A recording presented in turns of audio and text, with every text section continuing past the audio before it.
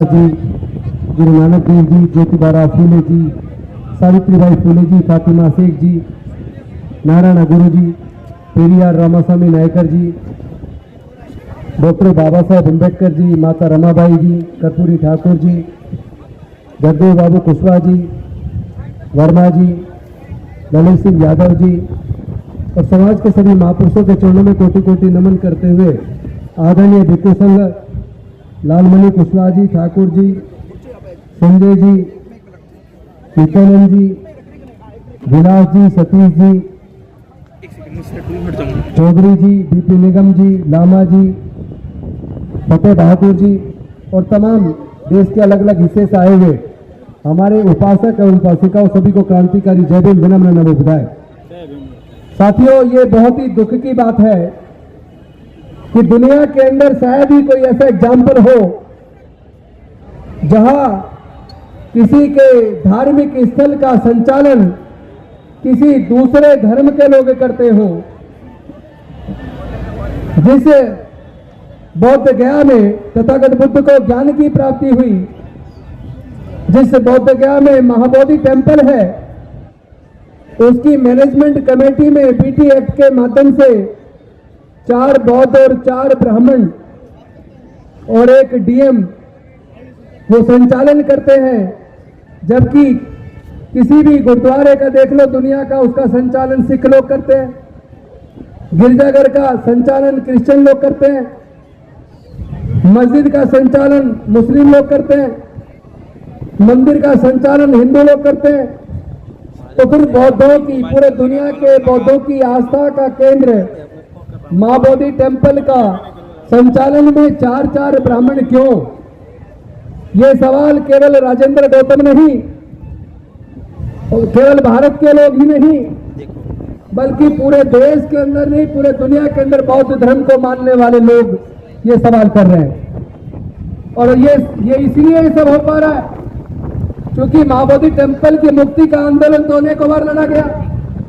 बनते ही सुरई ससई जी के नेतृत्व में हम लोग भी वर्षों तक धरने प्रदर्शन पर बैठे, जंतर मंतर पर दिल्ली में।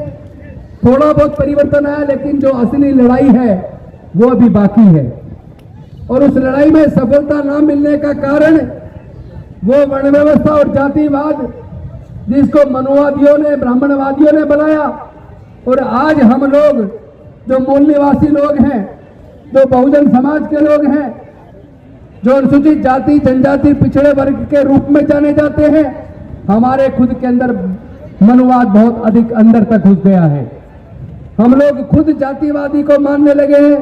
हमारे आपस में हम जातिवाद करते हैं, रोटी बेटी का रिश्ता करते नहीं है। जो लोग अपना इतिहास नहीं जानते वो कभी इतिहास नहीं बना सकते। हमारे लोगों को, देश के अनुसूचित जाति जनजाति पिछड़े वर्ग के लोगों को अपने इतिहास को जानना होगा, खंगालना होगा। जब हम अपने इतिहास को जान जाएंगे तो हमें पता लगेगा कि हमारे पूर्वज राजा महाराजा थे और भारत का ही नहीं दुनिया का इतना बड़ा साम्राज्य, मगध साम्राज्य, जिसकी राजधानी पाटलिपुत्र थी, जिसे आज हम पटना के रूप में जानते हैं। और बौद्ध गया का मुक्ति का आंदोलन की दूसरी लड़ाई यह पाटलिपुत्र के, इस पटना के इस मैदान से शुरू हो रही है। इसको अब गांव-गांव तक पहुंचाना है।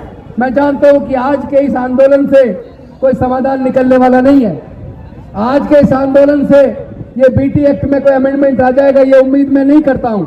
लेकिन मैं ये जानता हूं पाटलिपुत्र के इस मैदान से, पटना के इस मैदान से पूरे देश ही में नहीं, पूरे दुनिया के अंदर बौद्धों को ये संदेश चला जाएगा कि ये लड़ाई हम मिलकर लड़ेंगे तो जीत जाएंगे। हम बटे रहेंगे तो हमें कभी कुछ मिलने वाला नहीं है। जिन लोगों ने हजारों साल तक हमारे पढ़ने लिखने पर धार्मिक बंदिश लगा के रखी हो, जिन लोगों ने हजारों साल तक हमें संपत्ति से, ज्ञान से, व्यापार से वंचित रखा हो, वो लोग उस महाबोधि टेम्पल जहां अरबों करोड़ों रुपए का चंदा चढ़ावा चढ़ता हो, वो उसको छोड़ देंगे, मैं ऐसा नहीं मानता।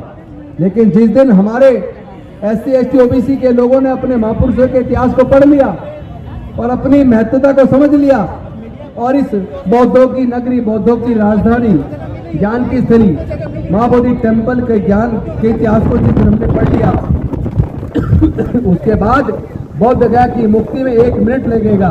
सरकार को सिर्फ बातें करना है, अगर हमने बिहार की सरकार को ये दिखा दिया कि तुम हमारी वोट से चुन के गए हो, अगर हम तुम्हें जिता सकते हैं तो हरा भी सकते हैं, जिस दिन ये बात समझाने में हम कामयाब हो गए, एक दिन के अंदर, एक घंटे के अंदर अध्यादेश आएगा और यहाँ से जो 4 पंडे उसके अंदर बैठे हैं मैनेजमेंट कमेटी में, उनको आउट कर दिया जाएगा।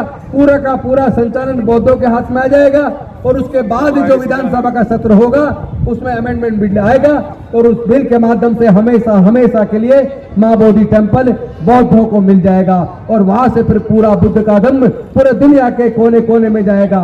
अभी तो सरकारें, जो मिडिल क्लास हमारी आवाज बनी थी, जो डॉक्टर बाबा साहब अम्बेडकर की कुर्बानी की वजह से हमारा पढ़ने लिखने का रास्ता बना, हमारा संसद विधानसभाओं में जाने का रास्ता बना, मंत्री, प्रधानमंत्री, मुख्यमंत्री, राष्ट्रपति बनने का मौका मिला, हमारे पढ़ने के रास्ते खुले, रिजर्वेशन के नौकरी के रास्ते खुले, नौकरी से पैसा आया, थोड़ा मिडिल क्लास बना, तो इन्होंने देश के सारे सरकारी संस्थानों को प्राइवेटाइज कर दिया, शिक्षा को इतना महंगा कर दिया कि हमारे हाथ से शिक्षा छिन जाए।